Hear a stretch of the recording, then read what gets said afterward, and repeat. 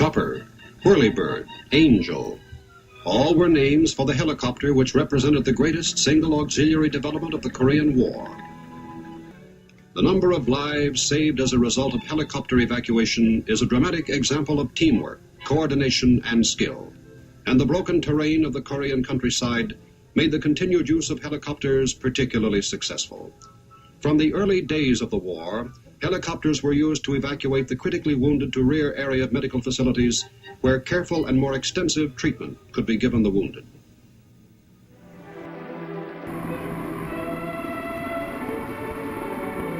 Few innovations have impacted boots on the ground as much as blades in the air. This module will reflect on early years of helicopter use, their present-day implementation, and the cutting edge of innovation. The intent is having you, the viewer, envision their future. The helicopter has proved itself for scouting large fires at slow speed and close to the ground. It has delivered firefighters, tools, supplies, and crews from canyon bottoms to ridge tops in minutes, when travel by roads or trails required hours. Yes, the helicopter can do many jobs. That's why it's in almost constant demand on forest fires. Troops packing machine guns to firefighters packing chainsaws have looked to the sky and the promise of helicopters for greater efficiency and effectiveness. This has fueled our imaginations and willingness to consider new strategies and tactics. While many ideas from helicopters' early years continue to this day, others have been disregarded. Why do you think some ideas have come and gone while others remain?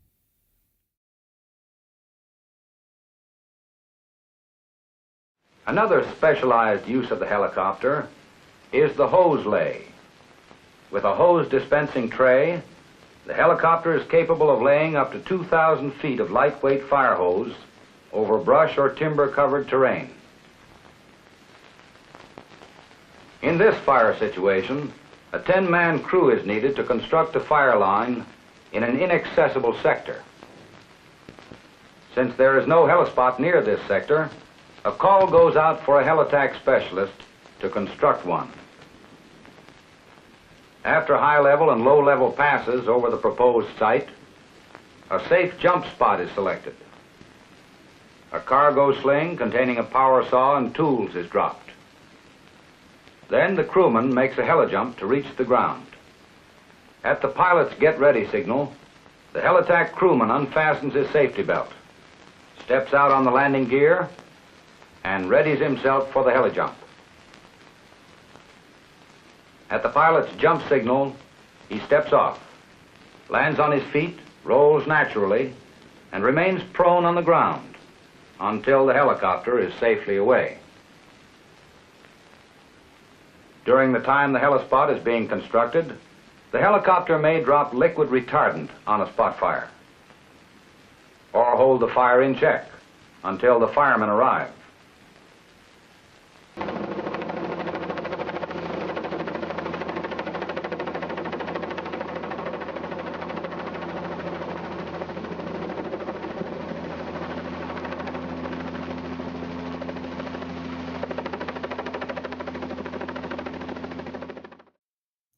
Consider which innovations are relatively new to the use of helicopters on incidents, and what just may be around the corner.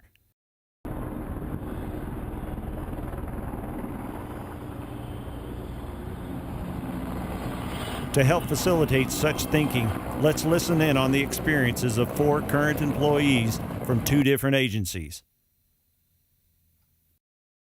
My name's Eric Graff. Everyone calls me Easy. I've been in fire for 13 years. I've been with Grand Canyon Helitack for 10 of those 13 years. Before that, originally grew up in Wyoming, Casper, Wyoming. Did BLM engines and fuels crew back there. Currently, I'm the lead Helitack and a paramedic for the park. I've been a paramedic for almost 4 years now.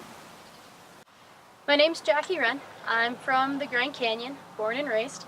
I've been in fire for 8 seasons, just finished my 5th season here on Grand Canyon Helitack. I love being here. I'm a paramedic and I'm getting ready to recertify, so I'm barely a 2-year medic and I plan to keep going.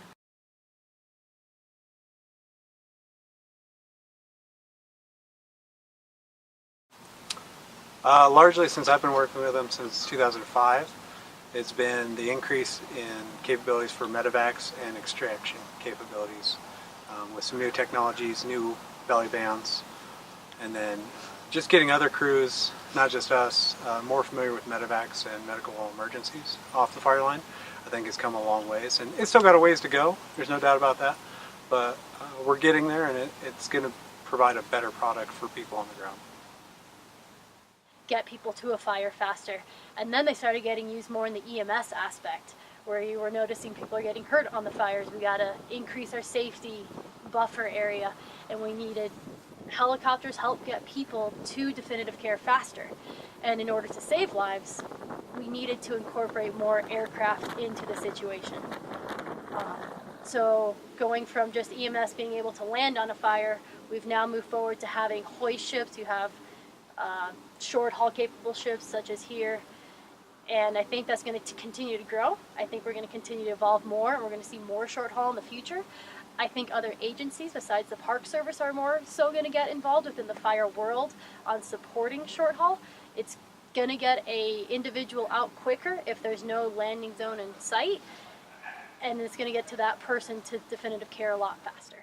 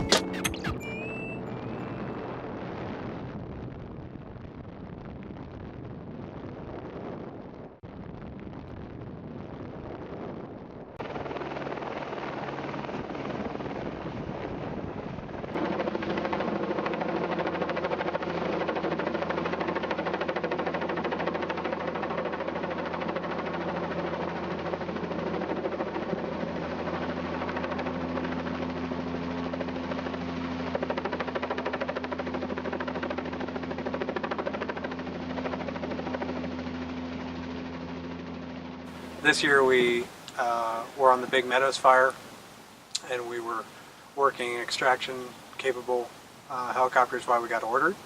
And the one that's documented on the Lessons Learned Center was the cardiac event there on Big Meadows, where a hotshot went down and had a cardiac event.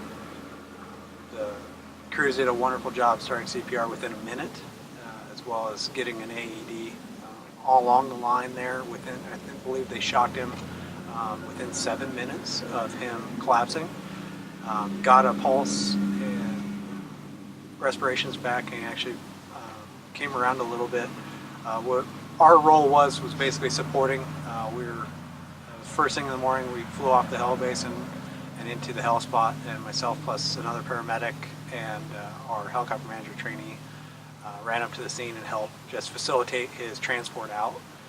We had enough area, luckily, at the heli spot to order a life flight out of Denver, and they flew directly to the fire and to the heli spot.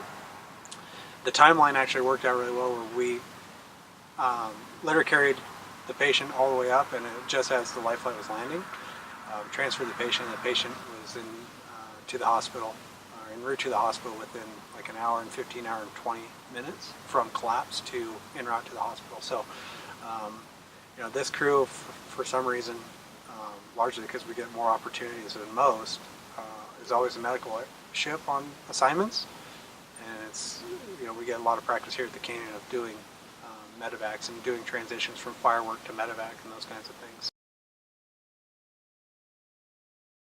So I have been a short haul rescuer for 4 seasons now. And my first rescue came in during my first season that I was short haul qualified. Went up to Zion National Park for an individual who was jumping across rocks and fell and actually broke his femur, had a mid-shaft femur fracture. It's on a place called Angel's Landing up in Zion National Park. And when you get up there, it can look a bit sketchy from the air. It's just this like long, thin ridge top where one side's like 1,000-foot drop off and the other side's just kind of, it's slanted, but it just teeters off a little bit, so it's not as bad. So I went up there with my spotter and pilot and confirmed that I was okay taking the short haul. We went down, we configured. We couldn't land at the site, which is what we would like to do, but we couldn't land there just given the location, and there's no way of actually putting a ship on top of Angel's Landing. They reconfigured, they took me up, they inserted me, I made sure the patient was packaged, and then they just hovered and did a little lap around, and by that time I was ready with the patient. They came back in, grabbed us both, we hooked up, and we went right down. It's a quick, easy operation. The biggest part of a short haul is the planning part, but the actual short haul itself goes really quick and really swiftly.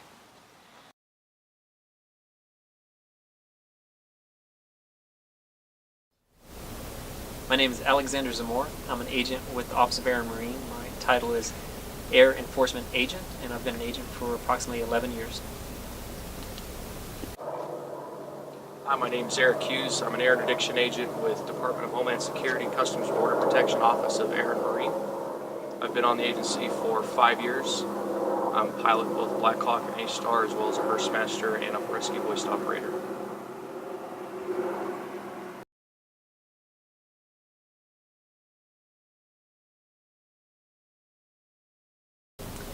Well, particularly with medical, it's been a huge growth. Once again, some years ago when I first came on staff, pretty much all that we had available to us was landing an aircraft in the field, which we can run into all kinds of problems. Rotor strikes, belly strikes with rocks, to slight progression where we had rope. So we had Hearst masters hooking rope up into the aircraft, deploying them out, deploying EMTs or paramedics, working with the ground agents, and then still having to land the aircraft at the safest possible area, where then we would get the patient and load them in the aircraft and fly away, to progressing even further where we would short haul long line a patient connected to the bottom of the aircraft and then flying them away, to where we are now, where we have the hoist. The hoist is just an amazing system where we can hoist an agent down, an EMT or paramedic can work on the patient, connect them to a basket, put the hoist back down and lift them both up into the aircraft, and then transit to a hospital or the nearest life flight or some kind of EMS on the ground. When I first started working with CBP, we didn't do very many rescues at all with the helicopter platform as far as the short haul capabilities and the Hearst operations and the rescue hoist. In the last 3 years, we've amped up our program and become fully operational in both the helicopter rope suspension techniques, fries and spries, as well as the hoist, which is right above my head, for rescue hoist operations. So we're able to support a lot more people in various canyons throughout Arizona to effect a rescue. Eric, could you explain the operations and the procedures involved with Hearst rescue operations and short haul? Sure.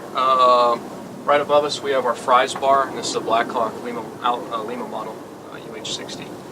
So what we would do is we would pull out the fast bar and we would connect a fast rope. It's about 55 feet in length. We would then proceed to hover right above the subject or suspect that we're either apprehending or rescuing. At that point in time, we'd come to about 20 feet. We'd send out 2 to 3 ropers, usually an EMT, on the scene to assess the situation. We would then connect them to an ARV, which is an air rescue vest, if they're mobile. If they are not mobile, then we would send down the litter, and we would connect the litter to the bottom and do a short haul to an area that we're actually able to land, pick up the subject or the suspect, and put them in the UH-60 for transport to the closest facility for medical purposes. And that would be Hearst operations, so we can rappel in or we can fast rope in through the fries bar right above our head. Usually we would rappel in an area that's taller than 50 feet. If we're unable to get the fast rope in there, we would set up a rappel system. We would go down on rappel to the area, assess the situation, and go from there for either short haul exfil or deem what's necessary. Then we have the hoist, which just came on board operationally about 2 years ago, and this last year we've used it probably 50 to 100 times for rescues here in Arizona, with countless footage inside. So this hoist here makes our job a lot easier with those taller, higher rescues. We'll send down an EMT as well as 1 or 2 other agents for tactical situations, assess the situation, and then go ahead and ascend the suspect or the subject. If we need to send down the litter, we would send down the litter as well, just depending on how bad off this customer is. A lot of times we deal with U.S. citizens that fall in canyons, break their legs, compound fractures. It's going to take 3 to 4 hours for ground agents to respond, or local EMTs, so we will drop in, usually within 15 minutes, assess the situation, send an EMT in, and rescue, and drop them off either in an ambulance or UMC, which is level 1 trauma center.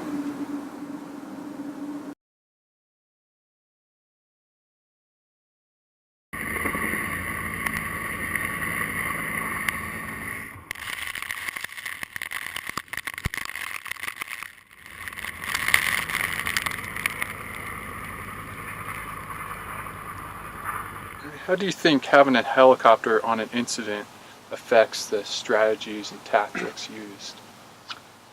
Well, the strategy and tactics can only be supported by what logistically we can do, and helicopters are a large part of that, whether it's supplies or medevac capabilities or bucket support, depending on what the mission is and what the terrain and the other variables that are always constant with fireline activities. The strategy and tactics are derived from that.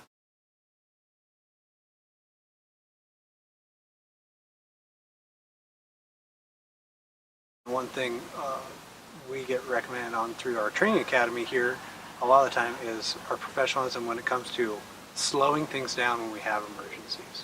And I think we can take that into the fire realm quite easily, whether it's a WUI situation or it's a medical situation or just a evolving fire. It's okay to back things off and slow things down, and even say no at times.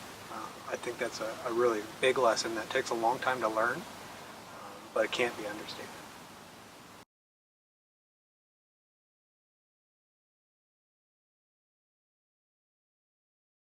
A large part of where we get into issues when it comes to medical situations is largely with teams, and it is the difference between health spots versus medevac sites.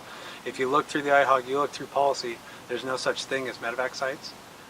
And we seem to argue with most teams. Some teams don't do it, but a large team came out with it after Dutch Creek as a form of mitigation, coming up with the term medevac site. And I don't know where it got started, and that's okay. But what really we focus on is it a health spot or is it not? If it's a health spot, then we can land in there all day long. Doesn't matter if it's a medical emergency or not. If it's a medevac site, we don't like that term. When I think of medevac site, it's either a health spot or in its extraction, and we're going to go short haul, capable, and possibly do a short haul. Sometimes a landing is more risky or has a higher risk than a small short haul would do, or doing the more appropriate thing a lot of the time is just approving the medevac site to a health spot and taking a crew and just taking an hour. If they think it's that close to a medevac site, it usually doesn't take too much improvement to make it a full-fledged health spot. And that's one thing we seem to battle with quite a bit. And a large part of that we don't like is the transfer of risk. We understand that the ground forces like the idea of a medevac site because it gives them a mitigation in case one of their personnel gets hurt. What we don't like is it's really it's kind of transferring that risk to the air crew and saying it's not good enough for a health spot, but in case of an emergency, you may be able to use it once. It's kind of the idea behind a medevac site. Well, now you're just taking that risk, and you're taking a little bit from the ground, but you're putting it onto the air crew, and now the air crew has to decide during an emergency situation, which a lot of people don't do, a whole lot of medevacs, they'll be a little more amped up and try to force something when it could turn catastrophic. A significant priority for helicopters on incidents has been response to medical emergencies. Each of these emergencies differ in the extent of the injury or illness, as well as the terrain the patient is in.